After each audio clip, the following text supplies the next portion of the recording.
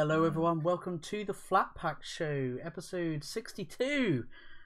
And again, we're joined by a very special guest. We have Alejandro Mirabal.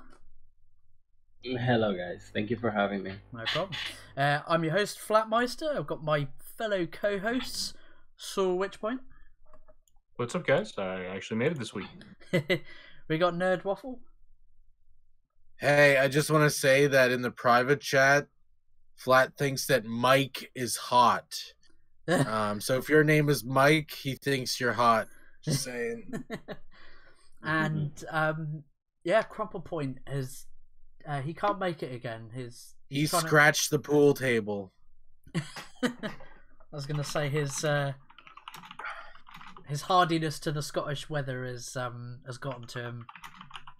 His immunity to it has worn off. They accidentally shot him into the corner pocket before they put all their stripes or solids into the holes.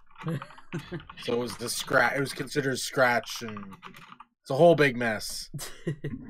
So yeah, Alejandro, would you like to kick us off with a sort of little introduction of who you are? Sure. A little bit about yourself. So my name is Alejandro Mirabal. I'm from Cuba. I'm an artist. I have worked doing illustration and concept art before, and right now I'm venturing into comics. So that's why I'm here to talk about LongHarbour, which is my first comic project, it's been pretty successful so far on Indiegogo. I'm very happy about that. Yeah, I mean, what is it? 5 days left. What was it? Your goal was 20. It was 15,000. 15,000, my goal. Oh, originally. And jeez. Yeah, it's at almost 38,000 right now, which is incredible. That's impressive, man. Yeah. That's fantastic. I mean, I've got the Well, right now it's a bit more than 1,000 backers, and I was thinking before when I started the campaign, there's no way I will have to print 1,000 copies. I'll have to print a bit more now.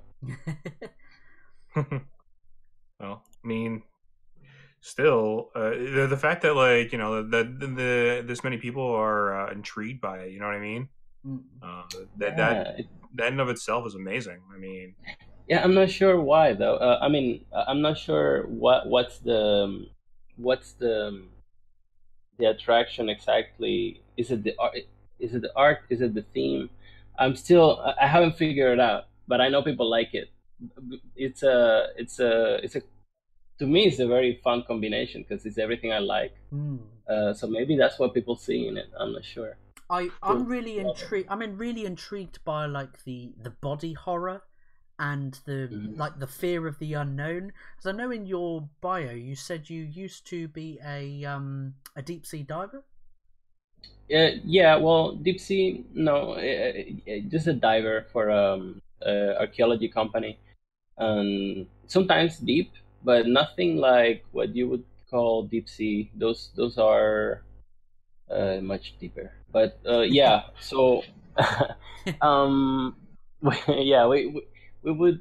It was a very cool job. We would go to shipwrecks.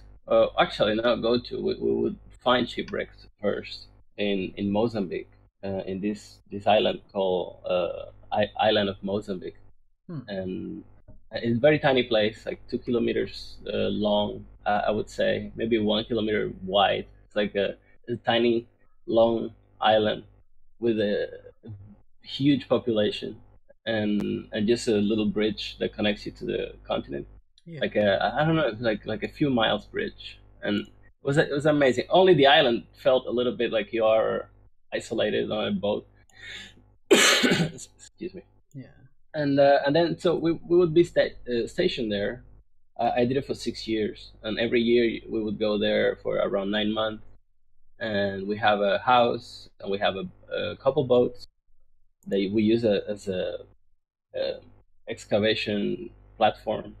So most of the time you're doing two things, or looking for a shipwreck, or excavating a shipwreck. Yeah. And those are pretty different, but you're always in the water. And since it was archaeology, normally I was the only guy that could draw, and so I had to draw all the artifacts that we will bring out. And so some days we will bring out 100 artifacts, and it will start accumulating. Jeez. So yeah, so I would dive, and then afterward start drawing the artifacts. And then there's also the part that I have to draw underwater, which is there's certain artifacts that you cannot bring out because they are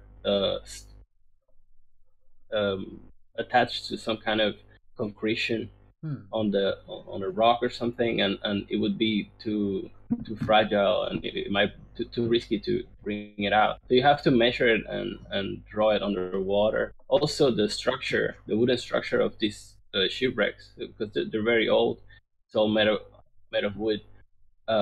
You have to measure each plank and kind of draw it all and until you get the full idea of how the wood structure built. So there's a lot of drawing underwater. How would you draw underwater? Just curious, because paper and water and whatnot. Yeah. No, it's very simple. So you get a pencil, and you attach to a big piece of plastic, a white flat plastic surface. Yeah. And then maybe an eraser might help as well. So pencil and plastic works perfectly underwater. Wow, that's interesting. Yeah. I'm in a program now for the trades, and we just went to a facility that teaches underwater diving and stuff like that. They have big tanks that you go into and learn how to do that. So it's quite interesting and coincidental. Especially when, what was it? NASA spent hundreds of thousands of dollars of research of creating a pen that could work in zero gravity. Meanwhile, the Russians are using pencils. Pencil, paper, plastic. It's very simple. All you have to do is be careful. After you finish, maybe put it inside some bag or something, so you won't touch it by mistake, and then erase it with your fingers. But that's it. Also, when you draw these things underwater, it's like a magnifying glass a little bit. Things look bigger, so you get to put a lot of information on a very small piece of plastic. And when you come out, you can barely see what you wrote. Everything is tiny. Yeah, just looking at your artwork, I can really see how you've been inspired, because you must have seen some freaky sea creatures. Yeah. Well, that comes even before working for that company. My dad and I, well, my dad taught me how to do spear fishing since I was very, very, very little. He's also a diver. He's actually an archaeologist.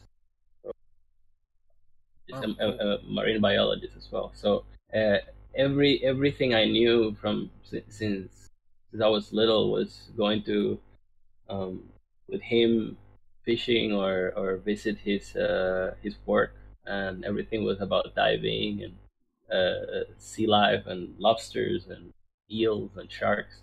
So that's that to me that was the thing to do when you grow up. What do? Well, you dive and you're fishing, and or in your case, you dive and you draw on plastic. You draw. Yeah, that came later because on high school I had a interest in for some reason. Yeah, my first interest for drawing was in comics. So I remember I would do pages and pages of little comic strips. It's funny. Yeah, the first thing I did was little comimes, and everybody. So let me ask. Go ahead. Sorry, go ahead. No, you go ahead. Go ahead. Oh well, no. I was gonna say that I'll just go to school and on the exam day. How do you say it? Test day.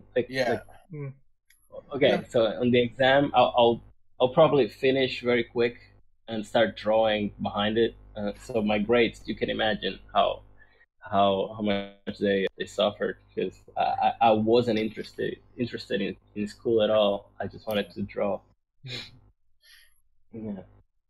So I'm looking at your ArtStation page. I'm noticing a pattern and just what listening to what you're saying, and you seem like the type of person that's extremely interested in the water and sea creatures, and even some of your non ocean stuff looks very ocean like even this one War's Over, and those look like scuba diving suits even though they're military suits. Yeah, I heard that before. People tell me everything I do looks underwater. So it sounds like a passion. I'm just wondering, like, have you ever considered, like, you must be, this is a huge assumption, but I'm like, this guy has to be an Aquaman fan. Oh, no, well, okay. I haven't seen much superhero comics. I haven't read them because in Cuba we didn't have comic stores. Yeah. That I'm aware of. So yeah, my access to comic books was very limited, and I was aware of Aquaman from the cartoons. I believe. Yeah, and it wasn't very. I didn't like it too much because the suit, the whole orange and green, I believe. Yeah, it wasn't. I was like, what is this? I don't know. It was kind of silly. I was a fan of Godzilla though, the old Godzilla. Yeah. Yeah. Well, that could be a challenge for yourself. Is what do an Aquaman. Do an Aquaman that you like. Like make this man. It's underwater and whatnot. Mm-hmm. Well, I gotta watch the new one because that's a new take on Aquaman. I haven't seen it. Maybe that one is hard to beat. I don't know. But yeah, that's not a bad idea. I mean, give it your best shot, I guess. My question to you is actually more like along the lines of, so you definitely, like, I see you very very intriguing art styles and very different like things, kind of like Capullo's style art with a color spectrum, very similar to kind of who is it? Yannick Paquette, stuff like that. Like, would you say some of those kind of artists are maybe like inspirations for your color palette, or at least, or for your line work or something of the nature, or would it be something else entirely that kind of insinuated this? No, I gotta be honest with this one. I mean, my art references are also not very not very comic booky? I don't have many I don't have many artistic references because I didn't go to art school, or I'm also started as an artist very late. I think I was 25. I'm 32 now. So I don't know a lot of, like, right now you spoke about two artists. I have no idea who they are. Like I have very very little references. So yeah, a few artists I know, like Kai Lim, for example. It's a Singaporean artist that he's around my age, but he started much earlier. He have taught me a lot about how to color things and what to do with light and composition. I also hosted this workshop called a Bali International Workshop a few years back. I did 3 of those, and every time I'll bring speakers to the workshop that I liked the way they. I wanted to learn the way that they do things, so I learned from them from just watching the classes. And I don't. Yeah, my references are more stylistic and from movies, things I like to paint, but I don't have anybody that I follow or color palettes or anything like that. Do you use video games as sort of inspiration as well? Like... No, I love video games and I play them. I try not to. The way I do, I just delete, just uninstall them from the computer. Because if I know I have a nice video game, I as soon as art starts getting a bit difficult that day, I'll just turn it on and start playing. And I don't get things done. I'm looking at this one piece. It's this big, bulky sort of creature with like tentacles sprouting out of its hands and its mouth and back, and it reminds me of the Flood in Halo when the Flood infects like a soldier. Is that a 3D image? Yeah, it's a 3D image. Yeah, there's some below, like where it's like in the snow, stalking outside someone's house. Oh yeah. No, well, you see, I have played Halo, the first one. That's all it's just that was me just learning how to model in 3D. I was playing with ZBrush and I was just testing how anatomy, like a more how do you say it? It's so early for me right now. I can barely talk. Sorry to wake you up there. No, it's okay. So you see, like, one arm would be muscular and fat, the other one is skinny. I was trying to play with that. But no, it's not inspired by any game specifically. Yeah, I like games. I love games, but I like shooters. I like first-person shooters. So those normally artistically are not super exciting. They're more like more realistic, I guess. I find that very generic. This first-person shooters. I mean, they want to be more fast-paced than worry about like artistically trying to like stand out. I find. Yeah. And I think that's fine. I mean, that's definitely like that's definitely a choice that has been made for preference on those type of games. But so you would you say that so gaming is more of like a hobby than actually an inspiration for anything for you, pretty much? So yeah, I'm sure there are games that might subconsciously inspire my designs. I'm sure playing Silent Hill or Resident Evil when I was a kid might have done something to me. No, but I feel like most of the things that affect my taste are things from the past. Right now, seeing like modern movies that I watch, I will absorb them and enjoy them but not. I don't feel they affect what I want to paint that much anymore. I'm stuck in the past with those. Like I like Aliens and Alien and. I was about to say your Xenomorph one where it's like climbing through a vent. Yeah. That almost looks like a screenshot from a movie or one of the video games. That is so good. It is so good, dude, that it looks like a screenshot from Alien Isolation. Yeah, thank you. That was what. Oh, look, I played that game, and I couldn't play more than 2 hours because it was so scary. You see, I paint all these scary creatures and stuff, but I can't play scary games. I just can't handle them. I just wanted to try to get close to what I like about Alien is the mood and the light and the kind of textures and the creature, the way the creature contrasts with everything else, with all the speculars.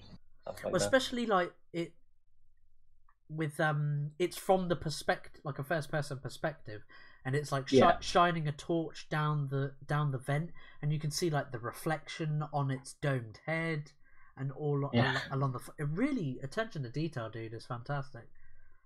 Oh, thank you, thank you. I posted a little video. If you're on my ArtStation, if you scroll down, Oh yes, it's yeah. like a couple seconds, just with all the layers. You get to see how.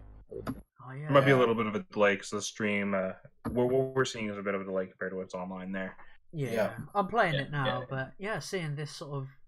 It's not a video. It's like a GIF almost. Yeah. Yeah.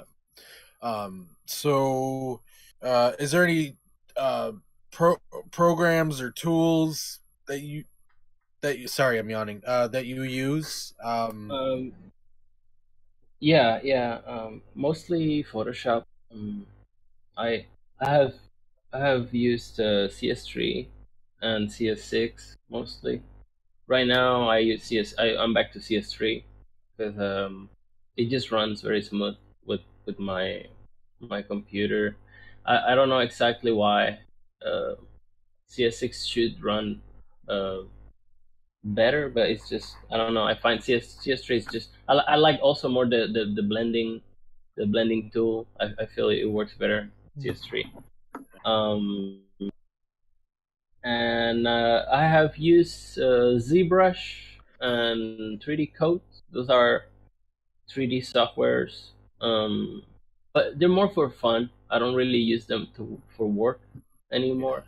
I just spent like a year trying to learn as much as I could from about 3D.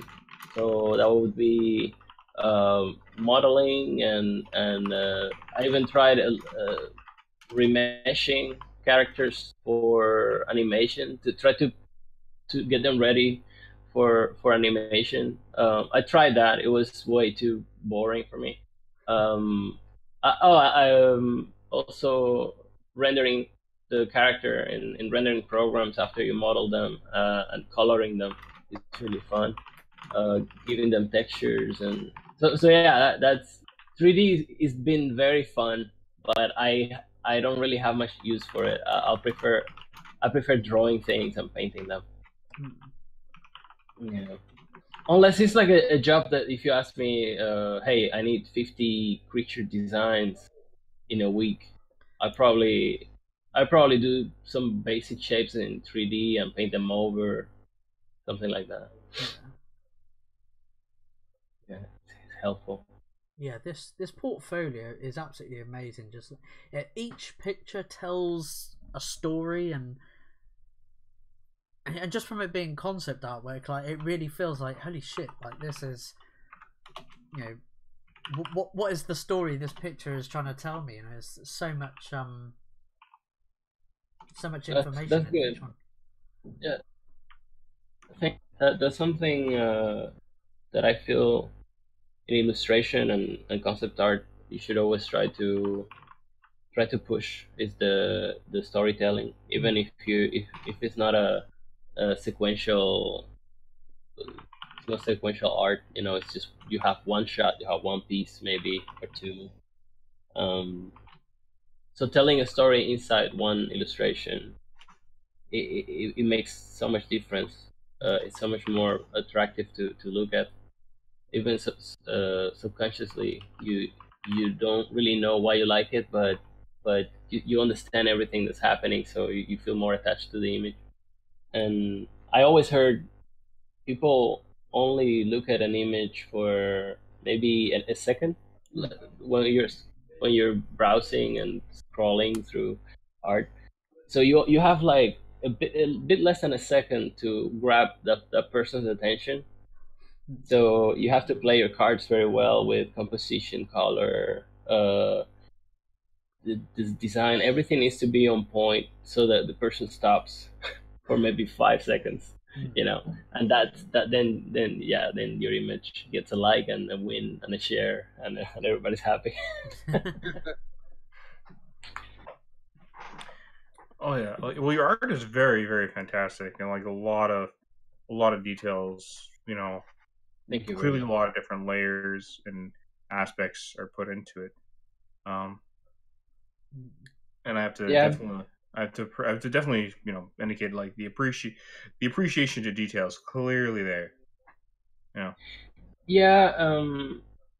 I would say when I started making illustrations, I was so focused on getting a piece finished to that level that to me was what was considered professional. So that means detailed textures, everything kind of looks like it could be in a movie.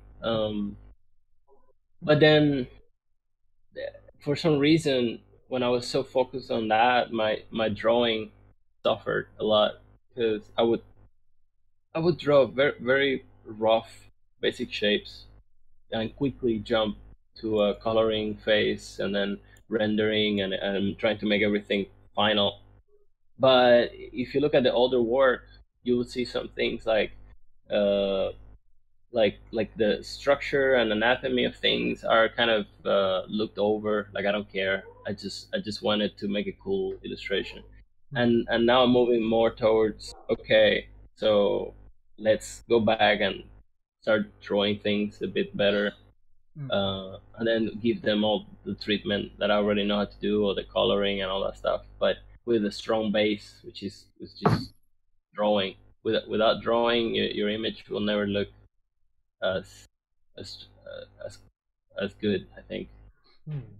Like I was looking at the character faces, and they've got like sort of these really like exaggerated, elongated faces. They remind me of a video game called Dishonored, where the art style had these sort of like really elongated facial features. I love that game. I played the first one, and I remember seeing the concept art for some of the characters for the second one, I think. This guy was just modeling the bust of one of the characters, and I loved the stylization of they're a bit realistic, not too cartoony, but you can tell it's stylized, and they still creepy, you know, like they still look serious. Like you could have them in a horror IP and still don't throw you out of it because the characters look good.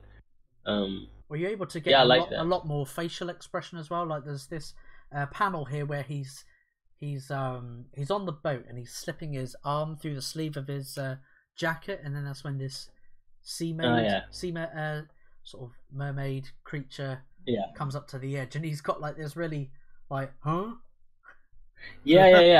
love that. Like I like the since LongHarbour is a horror story,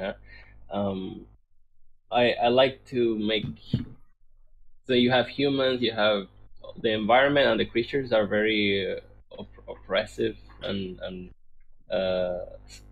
like disgusting. So I wanted the characters to feel more friendly and familiar, and kind of not take it too seriously, you know. Just fun to look at, expressive. Not everyone's too serious and too realistic, you know. So that contrast between that and like cartoony kind of characters versus the greedy creatures and all the gore and all that, I thought it was very very attractive. Yeah. So, I mean, a quick question here for you then, because like I said, you said you're going with a more stylistic choice, like you want a more cartoony, but I mean, you want aspects of realistic nature there. Was there something like that kind of shifted that for you at some point? Like, did you try doing realistic first or more cartoony at first, or did you try a little bit of both and eventually kind of like landed here? Yeah, I spent like a year trying to figure out how I was gonna do the comic, what was the style that I wanted, and so I tried at first. Actually, I nailed it at first. I made a page that let me see. I don't think it's in the campaign. It's a part of the page is in the campaign, which is the guy attacking the creature with the iron rod, and there's blood everywhere. Oh yeah, he's jamming it in its mouth. Yeah. That was that page. It was a mock-up of okay, this is the comic I want to make, and it came out super quick. I did it in a day. Everything, the drawing, the colors, everything. I was like, yeah, I like this. It's what I want to do. And then when it's the whole thing started becoming more serious, and I was like, okay, I want to make a comic. How do I go about it? And for some reason, I thought maybe I can make this better, and I should go some other way. So I tried more stylized. I tried black and white. I tried a more traditional comic approach where you have all the inks are very clean and pretty, not as rugged and rough like the ones I make naturally. So I was already getting away from what I do naturally, just to find my language into like what would be my comic. Yeah. But I already had it from the beginning, so it took me a year to realize, like, hey, just go back, do what you were doing. Fine. So yeah, would you like to tell us like a little bit about without spoiling anything? Because there's so much mystery to this. Yeah, did you want to tell us a little story? Yeah, I'm not gonna spoil anything important.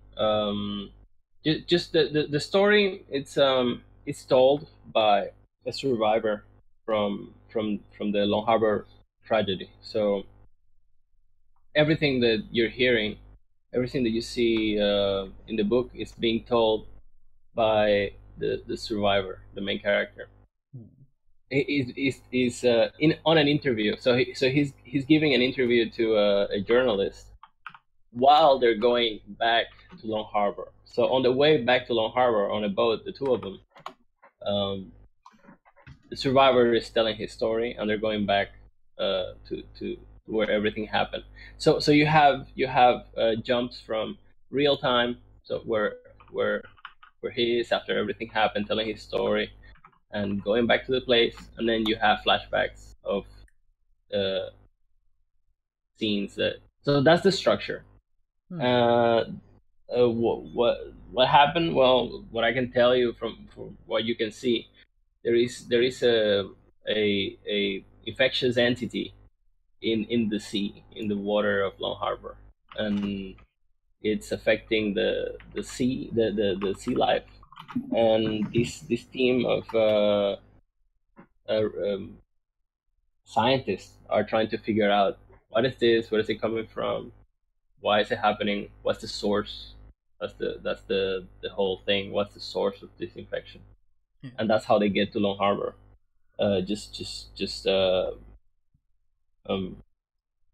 Testing, doing just analysis of course. In the book, I don't want it to be too boring, so I didn't get into too many details. But because I already been there, I have made this story in many different structures. I went from telling everything in real time to like, okay, this is way too much. Let me tone it down and kind of make everything a bit easier to digest and not so annoying, and all the details of the research and all that, because I like that stuff, but I know it can be boring. People want and I want to draw monsters. I don't want to be drawing boring things. So you're more of a man of action, are you? Yeah, for sure. At least on if when I'm drawing, I like something more striking, something not I don't like too much dialogue in my comics. At least, I don't want like the whole kids in a school talking for 3 pages. That's not my thing. I'm the complete opposite. Really? Yeah, no, I'm more of a dialogue person, but I think it really, for me, depends on the character, because you have some people in life who are more talkative and people who are less talkative. Mm-hmm. Yeah, I'm sure for each theme that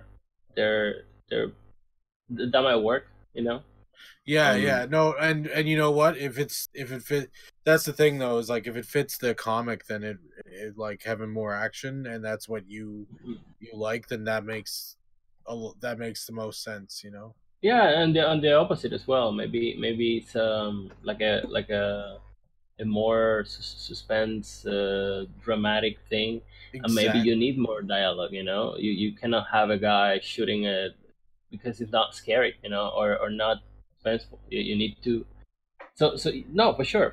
But that's why I instead of just saying I want to make a comic, so I picked this theme. No, I like the theme first. I was like, I want to show this theme somehow. I don't know if it's through a comic or an animation or a video game. I know I want to tell this story and in this world that I was creating with the concept art. So then I realized like, I think a comic would be the coolest and the easiest and the most direct way to do it, because I'm not gonna write a book. I want to draw it, and yeah, that's how it happened. I love the little Easter egg. There's one panel where the boat is called Carpenter. yeah. I love the little Easter egg. So I understand that you have like somebody who's working on this comic with you, and yes, Nash Toby on Twitter. He's writing he wrote the script. There's still a couple of scenes that we need to tighten up, but yeah, finally everything is finished, and now all that's left is really just to draw it, which is it's exciting because all this time I've been just doing concept art and concept pages and this and that, but never pushing the story forward. So now we can do it for sure. We're funded. This is amazing. Definitely. I mean, so Nashitobi, he seems like a pretty cool guy himself. Just wanted to like bring up like, what do you think? Like he part of the magic, of course, probably you'd say comes from him. You said because you're more of a man of action yourself. You're the guy who likes doing the artist. Does he have to really win a little bit to be like, well, we need a quieter scene here or something of that nature? Yeah, definitely. He pushes me more towards a more balanced story for sure. Because although that's when we're talking, I tell him, okay, I want horror scenes and I want this scene to happen. Because I wrote a little script before, and I really liked the scenes in it. So I told him, okay, I want these scenes in it, but the overall the structure of this, because I'm not a storyteller, the whole the whole arc of the story, it wasn't as strong as someone that can put everything together and really, okay, here they need to meet, this needs to happen first. Maybe I'm not the best guy for that, so that's why. I wouldn't say you're not a storyteller. You're a storyteller through your art and your panel and stuff. But maybe like his specialty in writing is to haul it all together. Exactly. Yeah. Almost like I guess like an editor or something like that. Like someone that. Well, someone you that, said. no, sorry, like you he's said, writing it. Yeah, you said earlier that when you're doing a panel, when you're making a picture, it needs to tell a story. And in that picture it tells a story, but maybe what he's doing is he's setting you up as a long-term, like this is a long-term story, is this opposed to this one panel. It's more of this is all of the panels. Exactly, because on a panel or on a page, the payoff is right there. You have everything already in an illustration. But that long term, like you say, it's something that I'm not as good at. Maybe I might rush it, or I want something to happen so it happens quicker than it should. And since he's more detached from it, because it's not his story originally, it's easier for him to just go, what are you doing? Calm down. Okay, let's make them do this first, because he can see it as a reader as well, much easier than me. Yeah. For me, it's very hard to see this, as a outside guy, Well, from a outside perspective. It's your baby, it's your child, and you want it to succeed. Yeah. And he's kind of like the babysitter or whatever comes in, says like, hey, listen, maybe you should try reading to your kids before you. Exactly. Yeah, exactly. Like he can see the mistakes and the things that are missing, very very very quick, and so yeah, that's his job, is to make everything well structured, and my job is to try to sneak in as much as much horror and stuff that I like into his own into his own designs.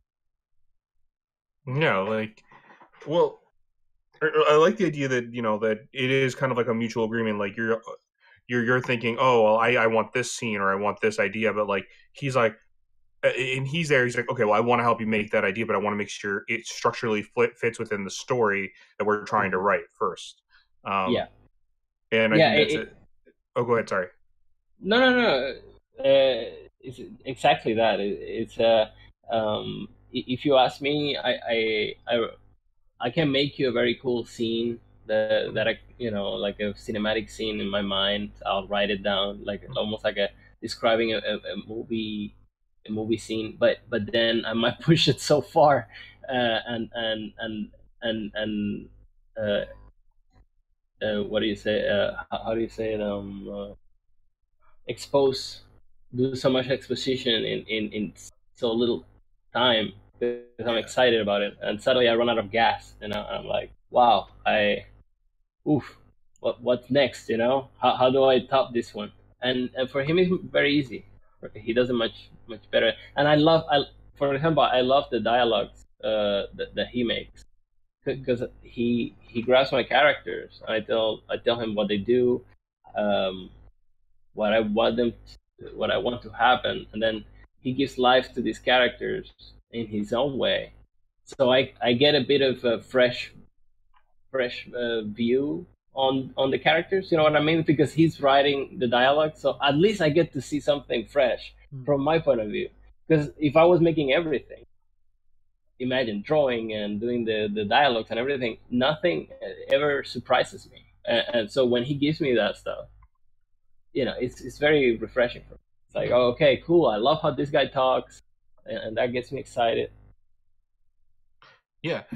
Well, I mean, like I speak to there's a friend of mine, Spike. I'm not sure if you've ever spoken with him or not on Twitter there, and he's always said, like, never underestimate, like, just because you're good at something doesn't mean you're good at everything, and never underestimate, like, the talents of other people. Like, sure, you may be a great artist, but maybe you need that inker to like bring out that art to the best of its potential, or maybe you need that good colorist to make sure the colors are the way you want them to be.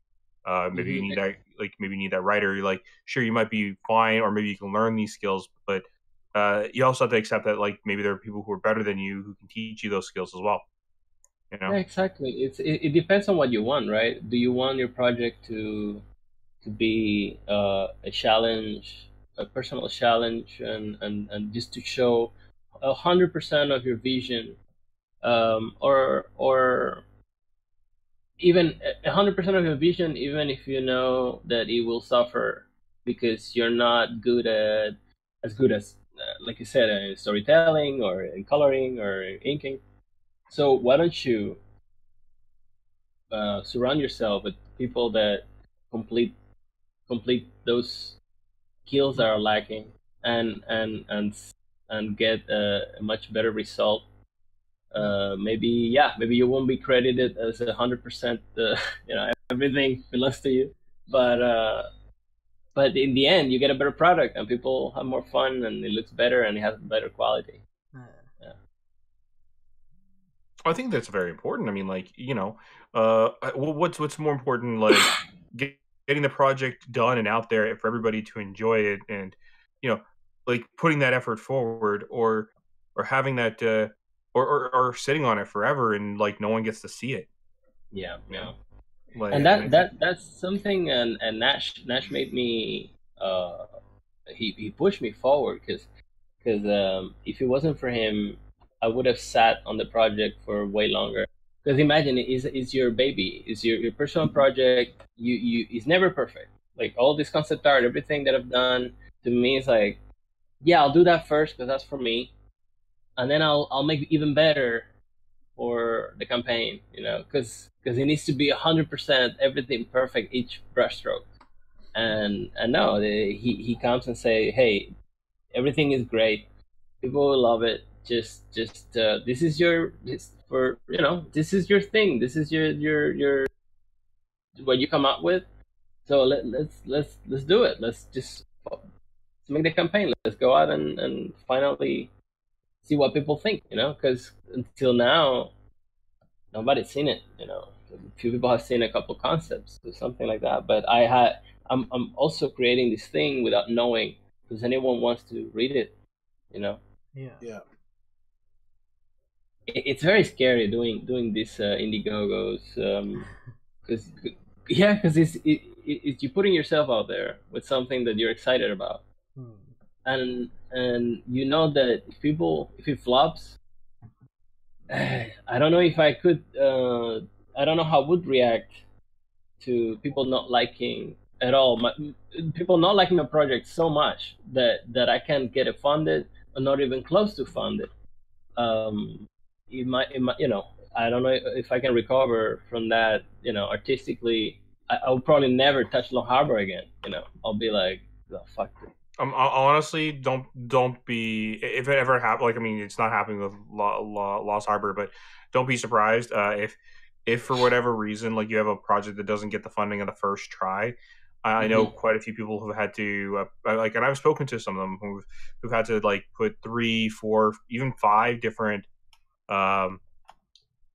projects before they've gotten one that actually No, and I get it, and the fact that your project doesn't go through, it doesn't really mean that people don't want it. Maybe you haven't shown the real message of the project, the real nature of the project. You haven't expressed that properly, or maybe your advertisement is off, or maybe it's so many factors before you consider dropping the project completely.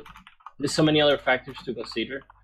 But what I'm saying here is from a more personal, like, as an artist,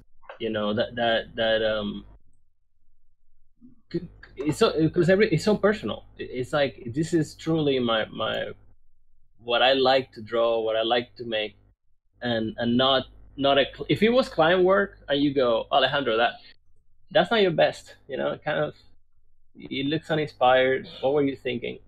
It wouldn't hurt me at all. I'll be like, oh, I was getting paid, and the guy told me to do this, so that's what came up. Sorry, it's whatever. But in this project, it's much different, because if people say, hey, this totally blows, they're talking about you. There's like, what you like, what you want to make, it sucks, dude. Yeah, like, well, the funny enough, we have some people that was just mentioned here in this chat, like how you worked with Neil Blomkamp. What was that like working with Neil? It was first very exciting in the beginning, because it's such a recognizable name, and I'm a fan. I love District 9. I love the art direction of Elysium, although I think the movie is not as tight as District 9. But yeah, so when I got an email from him saying, like, hey, I saw this Xenomorphs or whatever on, it was very cool, because you get this feeling of like, okay, if I really like this guy's art direction, and his art choices, and he considers me for something, it's more like like you get a bit of like someone is telling you, hey, you know, your work is good enough, you know, like you got someone. Yeah. It's like a little check mark, like, okay, so I thought I sucked, and I don't suck so much, you know, like someone like this likes my work. Because I think so that's very cool. think it was after he released Chappie, he released some concept artwork for this alien project that he and then announced that he was working on. Was any of that concept artwork yours that he released publicly? I don't think so. I don't think after Chappie. Was it from his old studio, the YouTube thing that he did with? I think it was before he did his Oat Studio, before that was founded. No. That couldn't be mine. No, but yeah, I remember when I was working. My first illustration job was in a studio in Jakarta, and I remember they had this art book. It was the District 9 art book. It was amazing. Like all my favorite concept artists were in there. I don't even know how much that must have cost, but it was crazy. So I already had this reference in my mind, like, okay, this guy has had all this concept art from these really good guys go through his hands. When they tell you, like, hey, work for me, I want to work with you for 10 days, I want to do this many concepts, and it's like they put a firework in your chair or something, because you just don't want to stop. You just want to make the best you can because you want to impress someone you look up to, you know? So yeah, it's very exciting and it's very crazy, and later you get used to it, you know. It's like everything, you okay, he's a client that you really like, but he's still a client, not just you're not so starstruck. Starstruck, is that the word? Yeah, starstruck. Yeah. Okay, yeah. Like in the first time, yeah, it's crazy. We've got someone in the chat, Mata Nui. He says, I can't support it. It doesn't take PayPal. Was that on? Is that an Indiegogo thing, or is that? I think is that on the Indiegogo? I think it's Indiegogo that doesn't support PayPal. Yeah, like you're gonna have to. Oh damn. Yeah, well, a few people have given me have told me that. So if you want, you can send me an email, and then you gotta give me your info, and I'll send you an invoice, and we do it because I have a list of people doing it besides Indiegogo because they can't pay for it. They only have PayPal. That's kind of that seems like kind of not to kind of give Indiegogo a hard time, but that seems kind of like a bit of a thing. Yeah, I have no idea why wouldn't they take PayPal? What's the deal? There's all technicalities and stuff, but I'm sure we'll I'm sure if we make it known, you know, guys, support. So if you really want to get the book, contact Alejandro at Mirabal Mirabal on Twitter, or try to reach out to his email. His contact info is on the Indiegogo. I didn't realize you've actually got a Patreon as well, don't you? Or Hollow Owl. Yeah, but don't even like join it because I'm not doing any updates there. So it's open, but I don't really use it. Yeah. Okay. I should close it. Yeah. Don't pay me, guys. After reaching out with Alejandro to help him, send an email to Indiegogo or some kind of message to him. Be like, yo, I wanted to support your projects. I had to find an alternate route. Could you guys maybe add a PayPal like service down the line or something? Be very polite and professional, and just basically say, it would be, PayPal is a very recognized system, and if you could, we would really appreciate if you use it. I think I'm going to do that myself.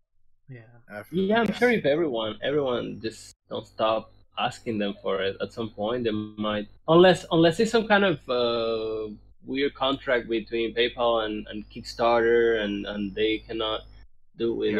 There might be some technicality to it, even contractual. It might just be the way that the system works. Maybe there's something where if something happens where the person backs out, they're not able to get the refunds through PayPal or so. I don't know. Like, you know, true. That might be the reason. Yeah, it might be the refund. It could also be the profit cut. Like, I know that like donation sites like this take out there are part of like how profits are cut, like the amount that goes to the creator versus how much goes to them, and adding PayPal might affect that profit cut amount kind of thing somehow. I know that's part of I know that's kind of a thing some people have an issue with, you know. But you could still send the email and say, hey, we're really interested in this, because you never know, they might find a way to implement it, or they might maybe it is as simple as, for some weird reason, I don't know why, but you never know, but for some weird reason they just didn't think people wanted to use PayPal. So actually, here's a good one. I mean, we have a few people here listening. I know some of the people here probably are artists to some degree, or want to get into the art degree. What would you give them? What kind of advice would you give them, Alejandro? Like, what kind of, like, if you were to say, hey, you know, like, I wanted to learn how to start a drawing, or I want my drawings to get better, or if I want to, I have a specific idea in mind of where I would like to be, like, what would you say their best course of action would be to do? I'd like to jump in on this question because I was actually going to ask that later. But I'd actually like to split that off into two things. One is, if someone's getting into concept art, what kind of advice would you give them? Just like one piece of advice. And if someone's looking to get into comic books, what's one piece of advice you give? Okay, you have given me two industries that I haven't managed to break into very easily. So actually, what I've done mostly is illustration work for tabletop card games and stuff like that. So it's not concept art. I have done some concept art as a lucky kind of is something I always wanted to do. For some reason, I never managed to break into concept art. I guess I don't know if it's my portfolio. I have, as you can see, I have done like Neo Blanca, some video games and stuff like that. But probably 90% of my work is illustration. So I'm not the best one to tell you how to break into that industry. Not even break in. Just like say you were trying to get into it, and you were looking for some sort of encouragement, words of wisdom. Okay, what would you say to yourself? Yeah, I would say, first figure out exactly why you want to do concept art. Look at your work. Are you always creating new concepts? Because that's the thing too. People see concept art is a very exciting looking type of looking work, but sometimes that's so flashy and pretty that you feel like that's what you want to do. But so try it. Do many concepts. Do concepts all the time, and figure out, do you like drawing something even if it's not finished? Do you like doing like 20 concepts a day?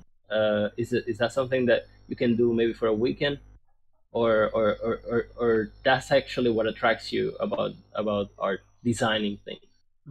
Because I see a lot of people that they want to be in concept art, but when you look at their work, and I can also include myself in there, we enjoy creating things, but most of the work is more like an illustration type of thing, you know, like you do your little concept art for your little project, and that's good, but maybe if 20 clients come in 3 months asking you for concepts, you wouldn't like it. So you see, I'm not saying don't do concept art. I'm saying make sure you want to do concept art, and if you know you want,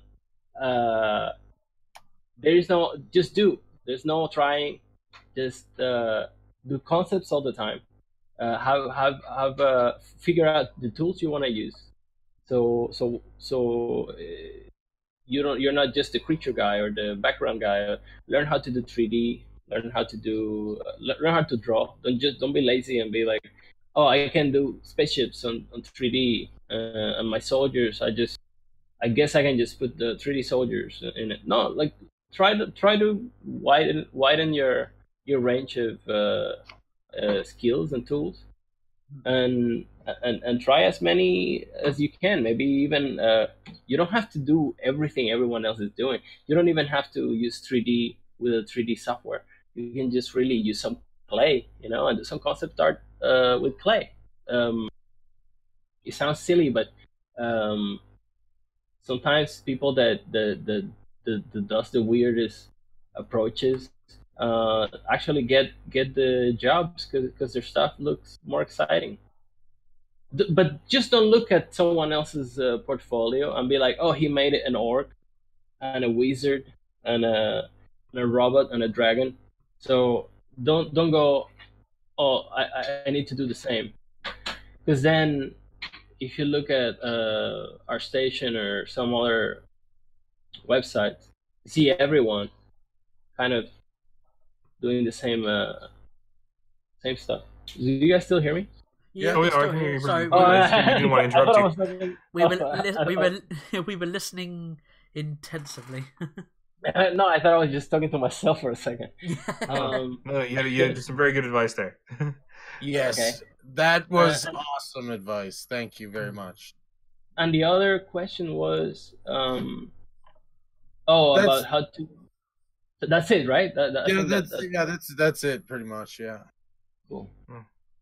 No, but hey, take it with a grain of salt. I'm not the most successful artist by any measure. I'm really, just a guy with a project. So, No, but any advice people can have for people, man, it just makes it easier to and the thing is personally, I love to ask the question, and it's sort of an ongoing question with our group for our guests, because we like to be able to share information with people, so that maybe someone's struggling with something and they're watching this, and maybe somebody they see you and they think your work is awesome. Well, they might be struggling with themselves, and something you say might just spark something with. Well, I hope so. I hope any of this, if any of this is helpful to even just one person, it's already good. Well, that's very important, right? Like, and would you I don't know, what would you say the hardest part of like working on art pieces like this are, like, whether it be on like illustrations or concept art, or like any of these aspects, like even on your current comic that's coming out right now, like what would you say the hardest aspects of those are? Well, to me, it's normally in the beginning of the piece.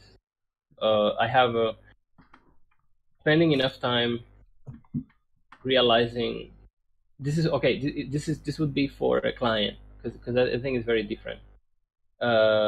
Spending enough time figuring out what exactly this person wants, without, and then breaking through the white canvas and going, okay, get something in there to start punching at it until it gets closer to what that person wants. It's sometimes it's difficult because there's all these possibilities and these expectations of what your work should be and what the person wants, or even in your personal work, you have all of these expectations of what your final work should look like in your mind, and right now all you have is just a white canvas, on your screen. So I think that's the most difficult part.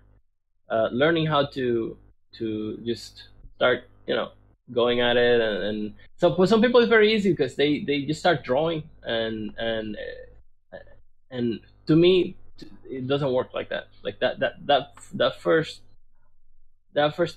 stage, it sometimes it takes like 3 hours, but once I find okay what I want to do, everything else just becomes much easier. Once I put a character on and a bit of a background, everything else just becomes you just almost automatic. And coloring and all that stuff, that's just relaxing and fun. So, I don't know if that makes any sense. No, that makes sense. It makes perfect sense. I mean, this kind of leads into like another question and a weird one, because like, do you find it easier working on already pre-established projects, or is it easier to kind of like almost create from scratch projects? Kind of like question. Work from the imagination. Yeah, that's a good question. So far, I found it easy to work from imagination and create something new. Then, for example, I've worked for Magic the Gathering, or cool.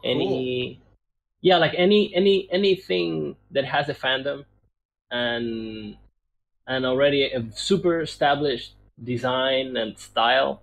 It's a nightmare because unless you're a fan and it's something that you've been doing since you're a kid, like you know exactly how the orcs are drawn or how what's a plain walker and all that. Like I have no idea what none of that is. Yeah. So we'll talk after because I can explain all that planeswalker business to you.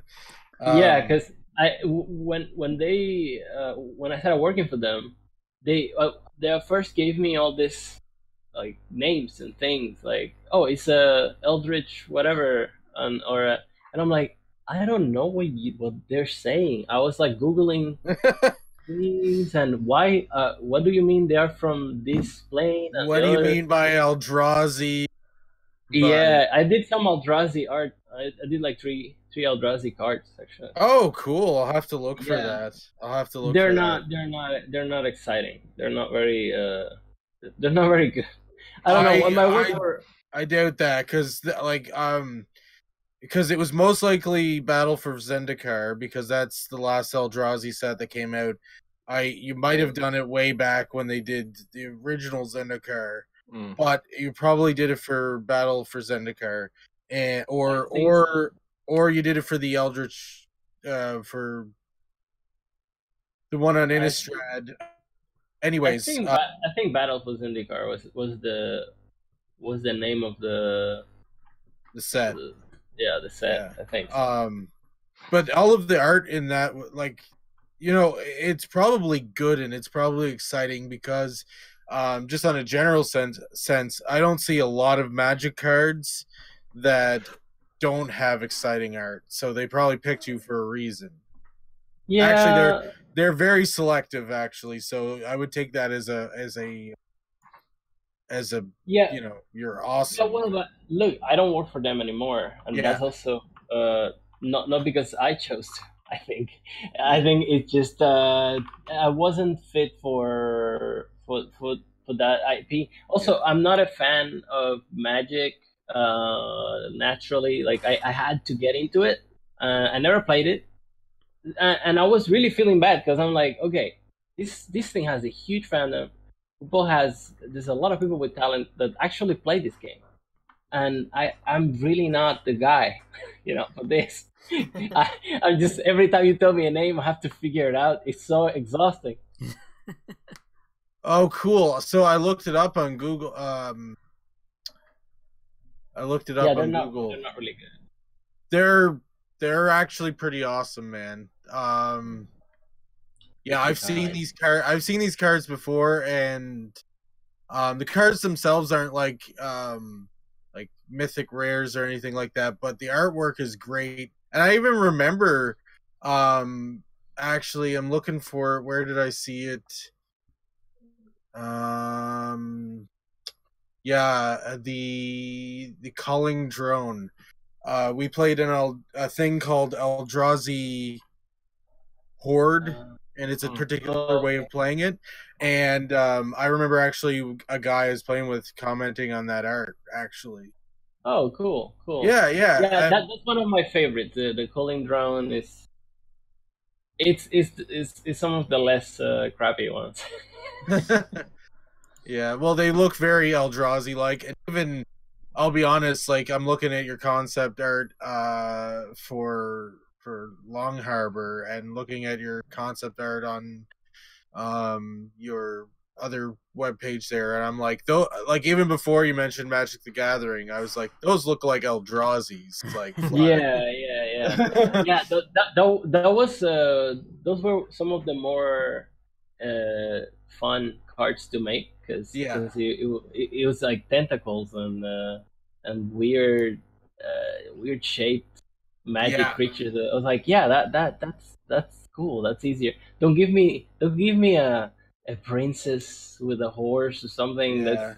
That's a pain in the ass. That's one thing I like about Magic is that they're different planes are different sort of ideas. So you wouldn't see that on another plane. Whereas with the Eldrazi are sort of like tentacles and floating shit and these weird creatures with 4, 3, 10 arms and floating hedrons and stuff like that. It's sort of body horror.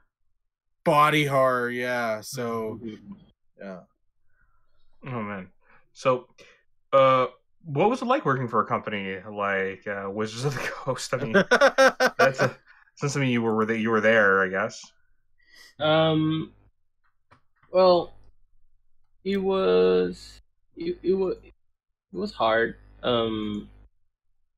Because I was used to a very easy. Maybe I wasn't. I was a bit spoiled, maybe, the way I was used to work. I would normally have email exchanges with an art director and send them my sketches and my color sketches and the final one, and then do revisions. That's normally how I was used to work. But with Magic, you have all this, like, you have an email for your sketch and a specific format, and then you have to install this thing in your computer, some kind of database thing, and there's your Flash. What is it? Flash. What is that called? Like your Flash card? No. It's not Flash. It's whatever. Like it's really so complicated to enter their pipeline in the beginning. You're like, okay, which email was for the sketch? Which email? Who was for the final thing? Who do I have to do for the revision? Who is for the money and for the sending the invoice? It was too much. I was like, dude, it's like a full-time job. This is not something that you do on the side. Like, I'll do a Magic card, and send them an email and get one done. No. Like, this takes time. You have to like fucking get in there. Yeah. And I'm a lazy guy. Like, I like focusing on one thing. And do you guys hear my kid crying? Yeah, I could hear someone go in the background. I mean, it's fine. It's not a big deal, really. We get it. I mean, family. He wants to be on the. I get it. He wants to be on the show. You know. Like. Yeah. It's 8 in the morning. He's already awake. Oh boy. I was gonna say, if you need, because I mean, we've come up to about just past the hour mark. I mean, we can end the show now. If you need time to go to go take care of your child, and by all means, so we don't want to keep you. Well, okay, so guys, thank you so much for having me on. I mean, this was really fun. Coming on. Yeah, thanks for coming on. Coming on to begin with, Yeah. Anytime, I would actually I would love to hang out with you guys again, even if it's not on the show. Yeah. Yeah, definitely, dude. I mean, by all means, add us. Feel free to add any of us as friends on Discord or on Twitter. We'll definitely definitely keep in contact with us. Yeah, I mean, the door is always open for you to, you know, like we could do like a follow up episode, sort of. Okay. Because when with our kids around.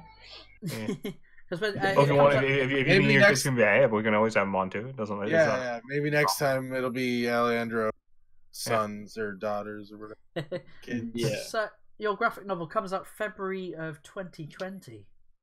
As that comes out. Yep.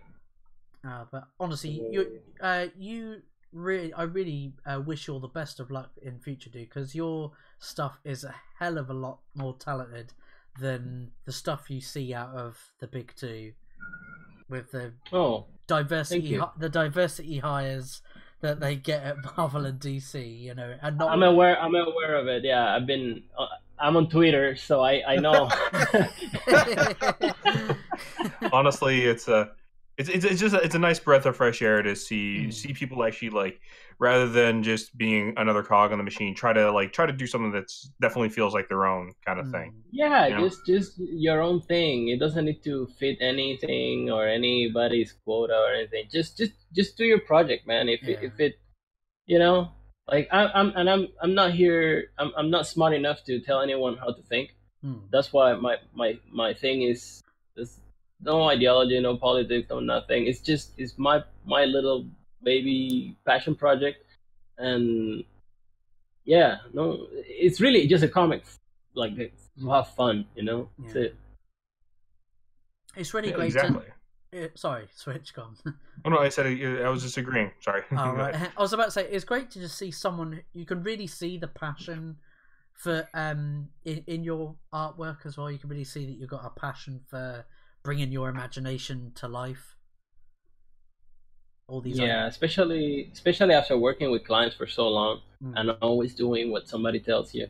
So finally, when you have the chance to, okay, this is your project, do whatever you want, give us your vision and whatever. It's so exciting. So every panel is special, you know. Can we get some F's in the chat for Alejandro? Let's get some F's in the chat. What F's? Why would we say what's F's? Oh, do you not get the meme? Yeah, F to pay respect. From Call of Duty Advanced Warfare, there's a level where you go to your friend's funeral, and then to interact with the coffin, it says press X to pay respects, or press press F if you're playing on the PC.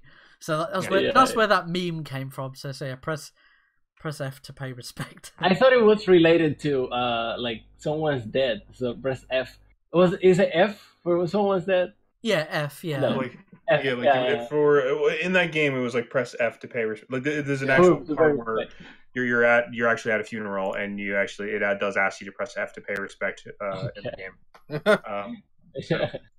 Like it's like, oh, and then like I think it was press X, I think, on the Xbox version, and or in Square on the PS4. But so the joke is, of course, well, you have F on your keyboard, so the meme has come online.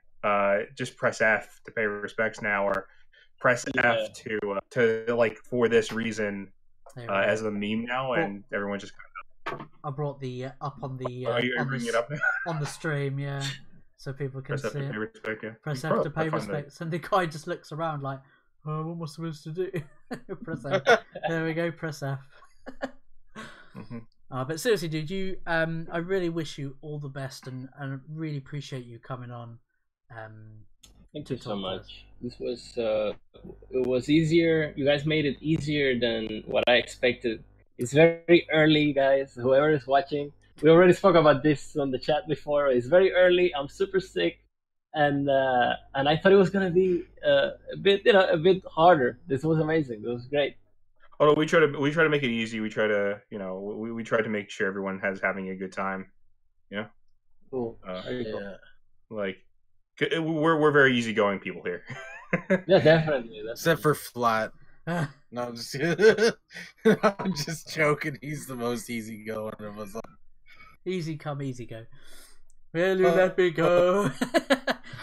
But so to everyone, we had quite a few people actually watch us live. I know we get a lot of people that catch the show later on, but a big thank you to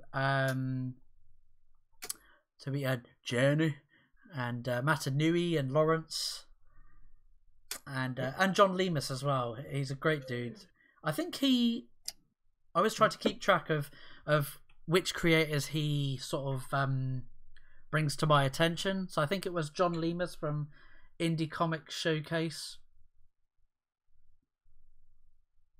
Yeah, I think he's the one who got us in touch with Alejandro. Whoever it was, still good stuff. I would like to say, thanks to everyone who came in and if you don't, and for anyone who's watching the show later, we still appreciate everything that you because we know not everyone can watch it live, so we appreciate anyone who does watch it later, and feel free to leave comments or reach out to us on Twitter or something and let us know. If you have any questions, let us know. Yeah. So I'll put a link to Alejandro's Twitter, his Indiegogo, and I think I will put the link to that portfolio, your art portfolio as well, in the description. Thank you. So any final words before we sign off? Switchpoint? No, I think I'm good. I don't have any final words here other than at least check out the art page, check out the comic. And if you can support, if you're able to support Alejandro in any way, I'm sure he'll appreciate it. Yeah, definitely. That'll always help. What about you, Nerd Waffle? I would like to say thank you for being on the show, and I wish the best of luck to you. And I'm looking at picking up probably a copy myself here, and just the best of luck on LongHarbour, and I hope we get to talk again. I really enjoyed having you on the show. Yeah, definitely. I would like that. Very much. For everybody watching, just be the change you want to see, and remember to hug the person next to you. And what about you, Alejandro? Oh no, thanks for having me, guys. Sorry, I have a crying baby. No, that's fine. At the end of the show. Thanks for having me, and I look forward to staying in touch. Yeah, definitely, man. Yeah, if you guys want to support my project in the chat or whoever is watching, I will appreciate it. Get the book; it's gonna be fun. You get it in a year or so if you get it now. All right, and and I sort of share the same sentiments as Switchpoint and Nerd Wafflers. Yeah, be the change you want to be. I mean, that's why we do the Flat Pack show. I want a big thank you to you, Switchpoint, Nerd Waffle, and Crumple Point. Well, no, not Crumple Point because he's not here today. Fucking bastard. Yeah, he doesn't get a thank you. But thank you to you guys that you always spending time every Wednesday with me to do this show. The show wouldn't be what it is without you guys. And it wouldn't be the show without all the people that watch. And with that, don't forget to share the Flat Pack playlist around. You can go back and watch other previous episodes of other creators that we've had on as guests, or other topics that they're evergreen topics. They age like a fine wine. They're not dated topics, are they? And they'll make you drunk. So with that, don't forget every Wednesdays 11 p.m. GMT. That's about 6 p.m. Eastern. It's the Flat Pack show. So it's been me, Flatmeister. It's been Switchpoint. Yo, hopefully I'll be here again next week. Oh, also, just to plug, check Switchpoint's channel out. He did our little discussion we had about Kakaguri. Great anime, by the way. Also, same with Nerd Waffle. Check out his channel. I know that you've been quite busy with work. Yeah, but I'm planning on starting a few things up. I don't really want to put a whole bunch of stuff just in case it falls through. But I was kind of hoping to start up the Nerd Waffle live thing again, where I do a half hour Sundays or someday. I'm hoping that I can get that going again soon. keep it toasty. And it's been a very special guest, Alejandro. Thank you for joining us, bud. Well, thank you very much. And with that, we'll catch you all in the next episode of the Flat Pack. Take it easy, everyone. Bye. Toasty.